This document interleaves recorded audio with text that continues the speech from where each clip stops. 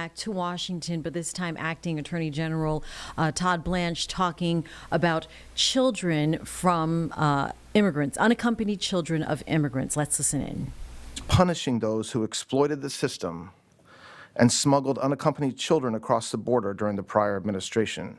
More than 475,000 unaccompanied children entered the United States during the Biden administration. 475,000. Over 300,000 cannot be accounted for at the end of 2024. The way that this happened was typically because the criminals calling themselves sponsors trafficked these children to the border, usually committing fraud to do so, and oftentimes the children were abused, assaulted, and certainly exploited.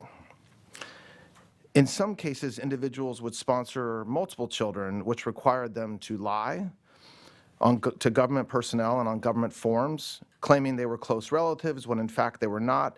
They would use fake or stolen identities and make other false claims during the application process in order to obtain custody of the children. I think I'm stating the obvious that when government fails to protect our borders, it is the most vulnerable who suffer. And this department and this administration has zero tolerance for unlawful activity and is committed to protecting children who suffered the consequences of open borders. Today, we are announcing the indictments of 3 individuals: Maritza Kawik Koch, her brother, Carlos Agustin Kawik Koch, and Gladys Marina Call Chen. This was out of the Northern District of Ohio. All 3 are illegal aliens from Guatemala who allegedly took part in a wide-ranging conspiracy to smuggle more than a dozen children into the United States by scamming the system and exploiting the loopholes created by the last administration. This is one example, one indictment, but it is not unique. There are over 15,500 super sponsor cases that we have identified along with DHS. And again, these super sponsor cases are when somebody sponsors more than 3 children, unrelated, and they're unaccompanied minors that come in the United States. I also want to announce today from the same district in Ohio, the Northern District, the sentencing of another criminal illegal alien who was convicted, also from Guatemala. He was a 27-year-old man who came to the United States, smuggled in a 14-year-old child by submitting false paperwork and lying on the forms, claiming to be her brother, proceeded to sexually assault this young woman. And these 2 cases, while only 2, help explain how what was going on is really the stuff of nightmares. Now, these charges brought by the Department of Justice show the important partnership between HHS and DHS and with the Department of Justice. All of us are going after those who illegally brought children to this country. And again, these are dangerous and lonely paths from wherever they're coming into the United States, and many of them have had heinous crimes committed against them.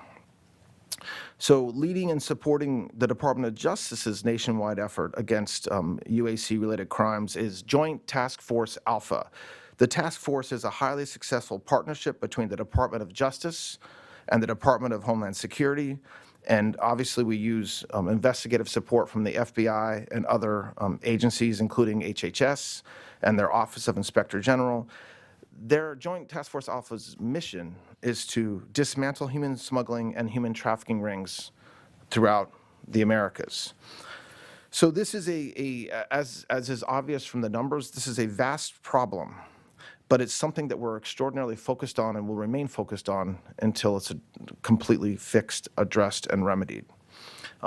Some other things that the Department of Justice is doing to combat human trafficking. We have directed every U.S. Attorney's Office that they must pursue all viable charges related to UAC sponsor fraud, all available immigration violations, and any other crimes involving unaccompanied minors, such as labor or sex trafficking, aggravated identity theft, or alien smuggling. Every U.S. Attorney's Office in this country has a designated UAC coordinator, which helps streamline communication with law enforcement agencies and facilitate the prosecution of defendants involved in trafficking UACs. The criminal division is led by Tyson Duva, who's with me on stage. The criminal division works closely with U.S. Attorney's offices and Joint Task Force Alpha to make sure that all the resources are brought to bear on the most egregious and important cases in this space. We will not accept half measures when it comes to securing the border, protecting American lives, and saving children from exploitation.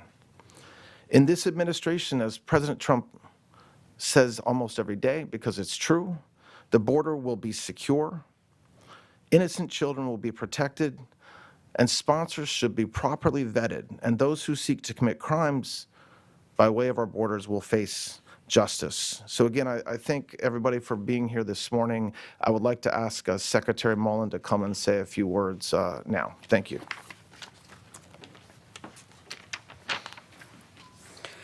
Thank you, Todd. And first of all, I want to thank the Trump administration and President Trump's leadership in going after the worst of the worst. You know, I tell people that I haven't quit smiling since I've been Secretary of the Department of Homeland Security, but I have to take that back, because when we start digging into these cases and you start hearing the absolute horrific things that took place underneath the Biden administration, under true neglect at best and criminal at worst, to allow 450,000 kids to go missing throughout this country. President Trump has made it a point to go find these kids. And because of our partnership with HHS and DOJ, Department of Homeland Security, truly using the best, which the Democrats sometimes want to demonize, because a lot of times this is ICE, this is HSI, this is CBP. These individuals that the Democrats seem to want to defund, but because of President Trump, we finally funded them for 3 years.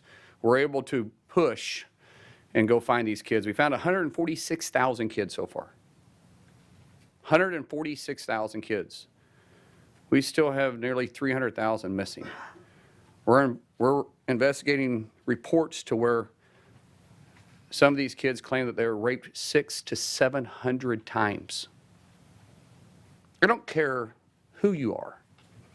I don't care if you have kids, if you don't have kids. I don't care if you're a liberal, you're independent, you're a Democrat, you're a Republican. If you can't stand for law enforcement to go find these kids, who are you? Who are you?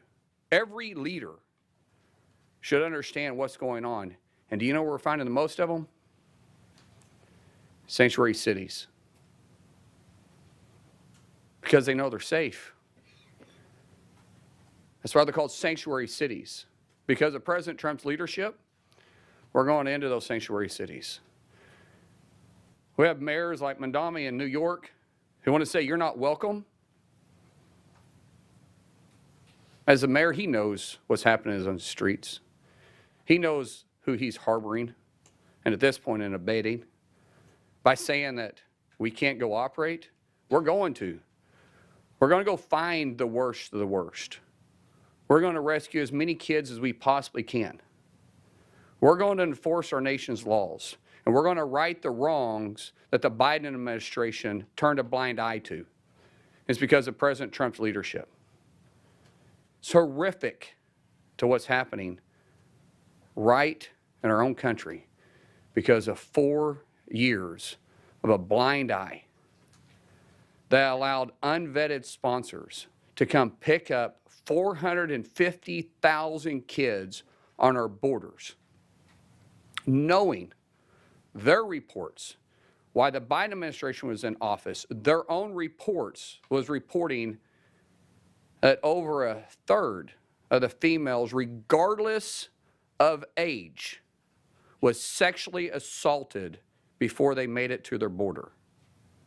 They knew it was human traffickers that were trafficking these young kids to the border And then they were All right, we'll get back to that press conference here in just a couple of minutes on Live Impact News. We need to take a break.